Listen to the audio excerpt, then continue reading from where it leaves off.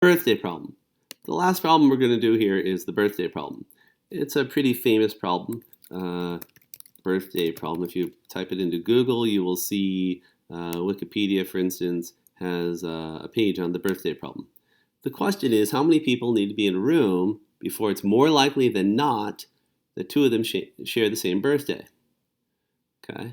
So here we, by the way, by same birthday, we mean the same day and month, not necessarily the same year, and we're ignoring leap years. Okay. So for those few people born on February 29th, our apologies. It turns out that that simplification doesn't actually change the answer. The odds of being born on a leap year, leap day being sufficiently small that it doesn't really impact the answer. Although that's an exercise for the reader to actually demonstrate that. In any case, what we do is, well, here's the code. Actually, let's just take a look. Not a lot of code required to actually answer this question. So here's our code. And the first thing we need to know is, what are the odds, if I have a certain number of people in a room, that two of them share a birthday? And of course, I need trials to say the number of trials I want to have. And this template is the one that we've seen before. This is a very common template. We see if our trial succeeds, count up the successes. It's the ratio of successes to trials with that hold over 1.0 from Python 2. And here a trial succeeds if I put that many people in a room and at least two of them, at least one pair of them, shares a birthday. So now what would you expect? You'd expect if we put one person in a room, the odds would be 0. Two people would be, well, 1 in 365. When I put 366 people in a room, I'm guaranteed that at least two of them are going to share a birthday. So the odds kind of go from 0 to 1 as you go from one person to 366 people. The question is, at what point do they cross 50%? At what point is it more likely than not that two people share a birthday? Okay, let's look at trial succeeds. Trial succeeds in this case. We're going to have a set of the birthdays we've seen. For each person, we pick a birthday.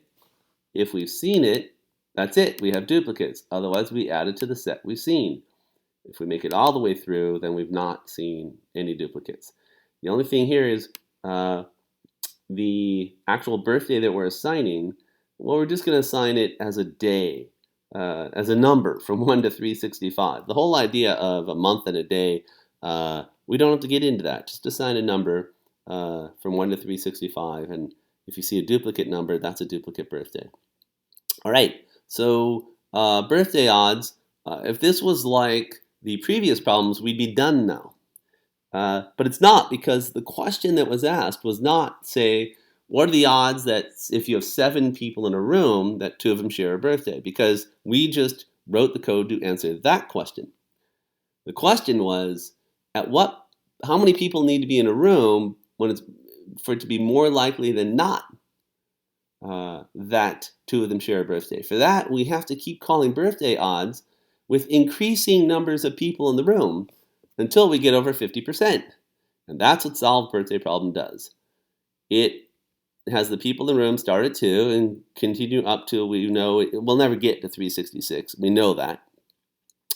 And if the odds of that number of people in the room, if the birthday odds come out at greater than 50%, we found our answer, because that'll be the first time it happens. So the smallest number of people in the room, such that the odds are greater than 50%, and return that number of people in a room. And now we'll call this repeatedly with increasing numbers of trials, as we've been doing in all the other examples. The result here is actually fairly interesting. And for many people, it's a bit non-intuitive. So when I ask this question in a classroom of hundreds of people and have them guess the result before running it, you get everything from 5 to 300.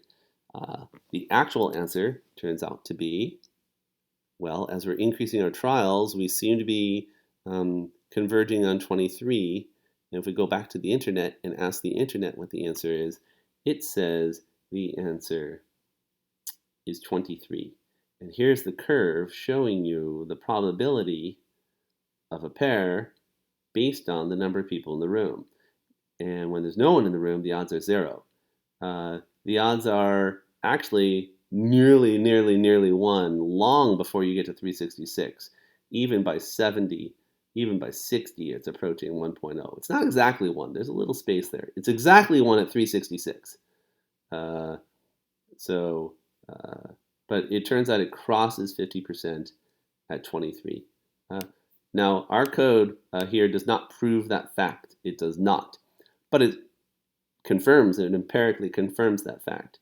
And again, we're using Monte Carlo methods. That is, we're using pseudo-random numbers to find answers to problems that aren't actually fundamentally random. So for instance, like pi is not random. Pi is just a constant. And we use Monte Carlo techniques to find pi and to find e, and now to solve the birthday problem.